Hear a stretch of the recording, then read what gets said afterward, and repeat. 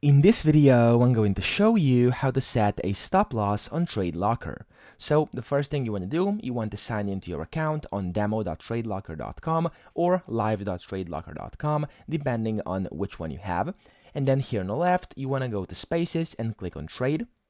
And then here, to actually set a stop loss, it's quite simple. You first have to select your instrument. So for me, I'm going to go, for example, to BTC USD over here. And then you want to click on this arrow up, even though the stop loss is over here already. If you want to see all its features, as you can see right now, nothing is showing. If you want to see all the features, click on this arrow, and there we go. You can then select between market and pending. So over here, if you go to market, you can just click on stop loss over here. You can then select if you want to sell or buy, and then you can of course select everything regarding stop loss over here. So the percentages, the dollar amounts, and then of course these amounts up here as well.